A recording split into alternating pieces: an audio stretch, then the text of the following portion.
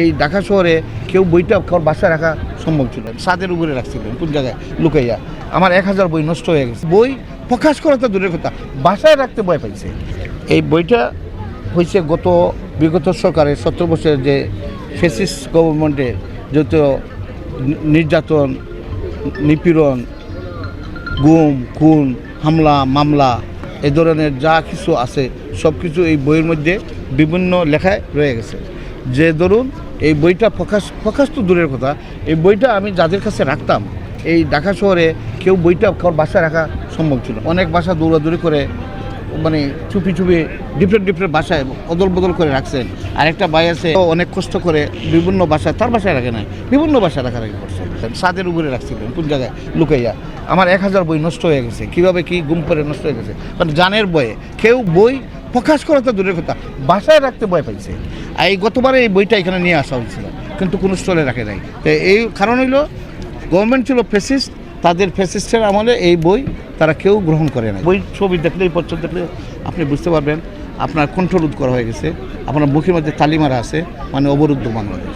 আপনার আরেকটা বই রয়েছে যেটা হচ্ছে যে একটি ভোরের প্রতীক্ষা। হ্যাঁ, এই ভোরের প্রতীক্ষা বলতে হচ্ছে আপনি কি বোঝানো? আচ্ছা, এই বই যখন আমি লন্ডনে যখন মোড়কোন্মোচন হয়েছিল, লন্ডনের বাংলাদেশের যত বাংলা ভাষাভাষী সাংবাদিকবৃন্দ ছিলেন, ওই সময় আমার প্রত্যাশা ছিল, ওই বক্তব্যে আমি বলছিলাম, আমি একজন রাইটার হিসাবে বলছিলাম, আমার প্রত্যাশা ছিল একটি মুক্ত বাংলাদেশ পরবর্তীতে নিয়ে আসবো, আর অবরুদ্ধ আমরা থাকবো না। এই প্রত্যাশা নিয়ে আমার বক্তব্যটা শেষ করেছিলাম। যখন 2017 সালের পরে যখন মুক্ত আর হতে পারলাম না, তখন একটু বুড়িরই অপেক্ষা করছিলাম। পরবর্তী লেখাগুলো আমি একটি বুড়ের প্রতীক্ষা নাম দিয়ে লেখাগুলো দিচ্ছি। আচ্ছা, আপনি তো এখন একটা বাতাসে দাঁড়িয়ে আছেন, যে বাতাসে আপনি কথা বলতে পারছেন, যেটা হয়তো আপনি 17 বছরে পারেননি, আপনার ভাষার মতে যেটা বলা হচ্ছে। এখন এই বাংলাদেশে দাঁড়িয়ে যে বাক স্বাধীনতা বলে কিংবা আপনার বইয়ের যে স্বাধীনতা, আপনি যেভাবে কথা বলছেন, আপনি আগামীর বাংলাদেশ কেমন দেখতে চান একজন রাইটার হিসাবে? আমি মনে করি আমি যে মুক্ত বাংলাদেশ বলছিলাম, আমি এখন মুক্ত বিদায়। আমি 12 বছর পরে এই দেশে আসছি। আমার প্রত্যাশা বাংলাদেশে একটা সুন্দর একটা নির্বাচন হয়ে গেছে, যে নির্বাচন যে গণতন্ত্রভাবে, স্বাধীনতাভাবে, সার্বভৌমত্বভাবে, মানুষের অধিকার পাবে, এই সব কিছু আমরা খুব তাড়াতাড়ি সময়ের ভিতরে আমরা পাবো, এই প্রত্যাশাই রাখছি। এবং আমরা চাচ্ছি, আরেকটা কথা আমি বলতেই হবে, শহীদ জিয়া এবং খালেদা জিয়া,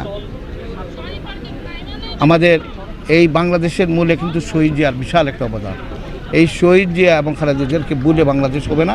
এবং আজকের যে বাংলাদেশ জাতীয়তাবাদী দল, বাংলাদেশ গভর্নমেন্ট ফর্ম করেছেন, উনি আর এগিয়ে চলছেন, আমরা বাংলাদেশ এগিয়ে চলবে ইনশাল্লাহ।